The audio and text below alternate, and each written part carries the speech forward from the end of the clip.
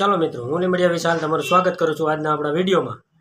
તો ધંધો પગાર લેવાની ગણતરી હોય તો કરાય નહીં, એવું બધું આપણે બધા ઘણા સોશિયલ મીડિયામાં જોઈએ જ છીએ, બરાબર। પગાર આપવાની ગણતરી હોય, સહન કરવાની ગણતરી હોય અને આપણે લડી શકીએ એવી વસ્તુ હોય તો જ આપણે ધંધો કરવો જોઈએ, એવું આપણે મોટિવેશન સોશિયલ મીડિયામાં, ઇન્સ્ટાગ્રામમાં તમે સાંભળતા જ આવ્યા છો।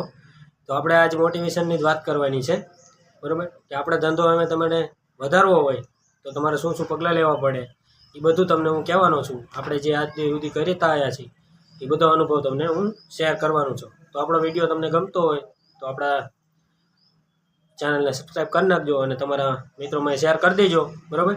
તો વધારે આપણે ચેનલ વિશે વાત નથી કરવી, આપણે જે અત્યારે મેન ટોપિક છે એના વિશે તમને કહેશું। તો કેવું છે કે ધંધો ડબલ કરવો હોય આપણે તો ખાલી બ્રાન્ડેડ વસ્તુ રાખવાની નહીં, બધી જાતની આપણે વસ્તુ રાખવી પડે જેમાં આપણને વધારે માર્જિન મળે। આપણે ધંધો પૈસા કમાવા કર્યો હોય તો આપણને 2 પૈસા મળે અને આપણી બચત થાય એ રીતનું આપણે બધી વસ્તુ રાખવી પડે। ખાલી બ્રાન્ડ ઉપર નહીં રહેવાનું કે ભાઈ ડોમ્સ તો ડોમ્સ, બરાબર। ડોમ્સ અત્યારે 75% 90% માર્કેટ ડોમ્સ કવર કરીને બેઠું છે, પણ શું અત્યારે બધાનો એક સમય હોય, અત્યારે શું ડોમ્સની ટ્રેન્ડ છે એટલે બધા ડોમ્સ કરે છે, પણ આપણે હું એની સરખામણીમાં એવી સારી એવી વસ્તુ રાખવી પડે અને ઘણી બધી એવી વસ્તુ આવે જ છે જે આપણે રાખવાની હોય છે, બરાબર।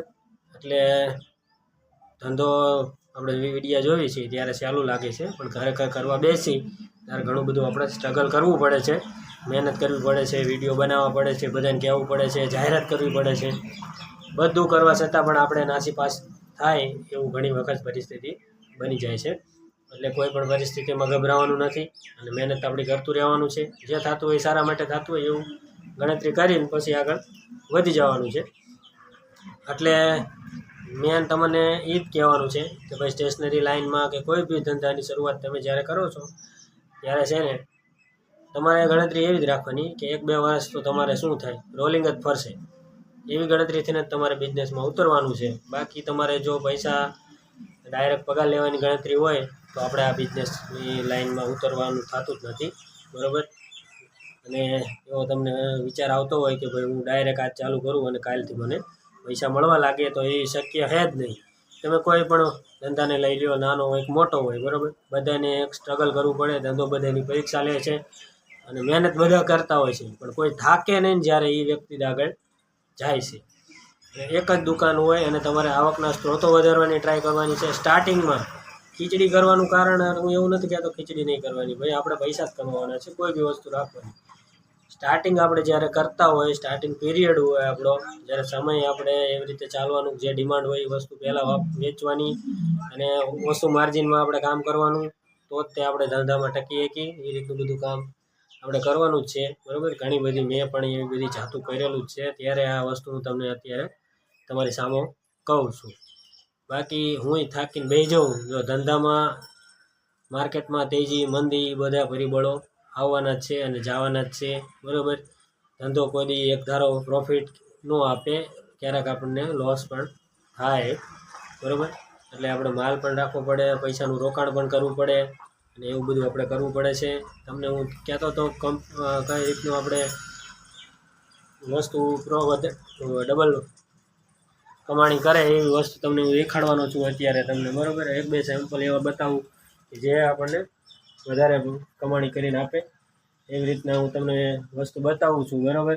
આપણે વાત કરી એમાં ડોમ્સની, ડોમ્સમાં જો આ કલર જુઓ તમે 30 રૂપિયામાં આવે છે, બરાબર। એની સરખામણીમાં આ C3ના કલર છે, જુઓ આ કલર આવે છે, આ 20 રૂપિયા પ્રાઇસ છે અને આમાં ડોમ્સ કરતાં વધારે એક વસ્તુ હોય છે, આમાં સંચો ફ્રી આવે છે, ઓલામાં કાંઈ ફ્રી નથી આવતું, 12 કલર આવે છે, આમાં પણ 12 કલર આવે છે। તો આપણને આમાં માર્જિન હોય તો માણસ ગ્રાહકને એ થોડુંક 30 રૂપિયા મોંઘું પડતું હોય, બરાબર। તો તમને એવી નહીં પેટુમાં વાત કરું તમે, આ 30વાળી છે, બરાબર। એમાં આપણે બીજી અપ્સરાની એની 20વાળી પણ આવે છે, અલગ અલગ આવે છે, તમે જો આ ક્રિએશનના છે, આ 15 MRP છે, પણ આપણે 10માં જ વેચવાના હોય, તમે 15માં આ MRP છે, બરાબર, 10માં વેચાણ છે, તો એનું ડોમ્સનું લેવા જાવ તો નાનું આવે છે, MRP 20 હોય છે, વધારે હોય છે, બરાબર। એ રીતનું બધું ઘણું બધું એવું કરતા હોય છે, આવતું હોય છે, એ બધું ધંધામાં અપડાઉન રહેતું જ હોય છે. એવી વસ્તુમાં તમને દેખાડું. જો આ ઝૂમ કંપનીનો જ્યોમેટ્રી બોક્સ રહેવાનું છે. આ તમે ડોમ્સ કરતાં વસ્તુ હરખી જ આવે છે, પણ ડોમ્સનું તમે જુઓ, આ જે જ્યોમેટ્રી બોક્સ છે એનો ભાવ વધારે હોય છે અને આનો ભાવ ઓછો હોય છે. એટલે આપણે બે બ્રાન્ડ રાખવાની. તમે જોઈ લો, આ જ્યોમેટ્રી જોઈ લો, કોપી છે એનું, બરાબર. આમાં 100 MRP હોય છે, તમે ગમે એટલા લઈ શકો, બરાબર. અને ડોમ્સમાં તમે જુઓ, ડોમ્સમાં પણ એવું જ હોય છે. બધી વસ્તુમાં એ રીતનું જ રહેવાનું છે. એટલે જ્યારે આપણે ધંધો કરીએ છીએ ત્યારે ખરેખર ખાસ ધ્યાન રાખવાનું છે, બરાબર. અને કોઈ પણ વસ્તુમાં કેવું છે કે થાકવી નહીં ને તો જ આપણે સફળ થાય. આ જો ધંધામાં કેવું હોય, અપડાઉન બધું ચાલુ જ રહેવાનું જ છે. આપણે પણ શું કરવાનું, ધંધો કરવા માટે આપણે શું કરવાનું, અંદર વસ્તુ વધારતું જવાનું, આપણે નવું શીખતું જવાનું, બરાબર. તમે સ્ટેશનરીની લાઈન પકડી હોય તો એ લાઈન પહેલાં પૂરી કરો, પછી તમે બીજી લાઈન ચાલુ કરો, બરાબર. એ તમે એમાં માસ્ટર થઈ જાઓ એટલે તમે જો જેની સારી ઝેરોક્સ કરી શકો, ફોટોકોપી કરી શકો, ફોટા કરી શકો, સ્કેનિંગ, ડોક્યુમેન્ટ, એ બધું તમે જો મેનેજ કરી શકતા હોય તો લગ્ન સિઝનમાં, લગ્નમાં ગિફ્ટું વેચો તમે, બરાબર. પણ પૈસાનું ખાસ સેટિંગ હોવું જોઈએ. તો આ હું તમને વાત કરું છું એ બધી થાય, બાકી કંઈ થતું નથી, બરાબર. આ મશીનરી બધી મોંઘી આવે છે. તમારે જો ખાલી તમે ઝેરોક્સ ને પ્રિન્ટિંગ ને એવું બધું કરવા જાઓ તો 30,000 થી 40,000 રૂપિયા ઓટોમેટિક રહી જ જાય. એની કરતાં તમે બીજામાં તમે 30,000 40,000 ગિફ્ટમાં કોઈ લાઈનમાં નાખો તો એમાં વધારે તમને પ્રોફિટ જોવા મળે છે.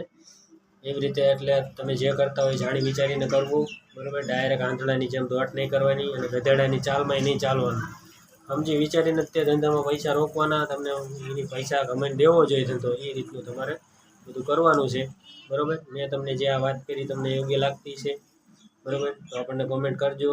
બાકી જુઓ, તમે એક જ ધંધામાં તમે ઘણી બધી વસ્તુઓ કમાણી કરી શકો. એના માટે તમારે બધું રોકાણ તો કરવું જ પડશે. અલગ અલગ બધું કરતું જવાનું, શીખતું જવાનું, તો જ થઈ જાય છે. અને આમાં ઘણા બધા તમને કડવા અનુભવ થાય, બરાબર. વસ્તુ માણસો, છોકરાઓ એવું કરે, આ છોકરાની લાઈન છે, છોકરાઓ વસ્તુ લઈ જાય, બરાબર. માતા પિતા એમને ના પાડે, પછી રિટર્ન દેવા આવે, એ તો તમારે ચેક કરવાની છે ખાસ. ખરાબ ન હોય એ વસ્તુનું ધ્યાન રાખવાનું છે, એ બધું ચેક કરવાનું જ છે, બરાબર. અને કોઈ નાનું છોકરું આવે તો એને ડાયરેક્ટ એમ કે 50 રૂપિયાની 100 રૂપિયાની વસ્તુ માગે તો નહીં દેવાની. ઘરે એને 2 વાર તમારે પૂછી લેવાનું, તું ઘરે પૂછીને આવ્યો તો જ તે આગળ આપણે એને વસ્તુ દેવાની. નગર તમે કેવું છે, તમે 50 રૂપિયાની લાલચમાં એને દઈ દો અને ઘરે જઈને પાછો આવે ને એટલે આપણે કોઈ ફાયદો ન થાય. અને બહુ ધ્યાન જ રાખવાની આ વસ્તુમાં. આમાં ઘણા બધા એવા બનાવ બને છે, બાજવાનું કરી જાય, બરાબર, સાંભળવું પડે, બધી તૈયારીમાં લેવાનું કરવાની, બરાબર. તો નવું તમને કહેતા રહીશું વિડીયોમાં. આવી રીતે ઘણા બધા કડવા અનુભવો આપણી સાથે બનતા હોય છે, તમારી સાથે પણ બન્યા હશે, બરાબર. જે આ નવી લાઈન ચાલુ કરવા માટે છે એના માટે તો આ ખાસ વિડીયો છે, તમે જરૂરથી જોઈજો. એટલે બીજું કાંઈ કહેવું નથી. તમને આ વિડીયો ગમ્યો હોય તો આગળ શેર કરજો અને આપણી ચેનલને સપોર્ટ કરજો, બરાબર. ચાલો ફરી મળીશું આવા વિડીયોમાં. ત્યાં સુધી જય માતાજી, જય શ્રી કૃષ્ણ.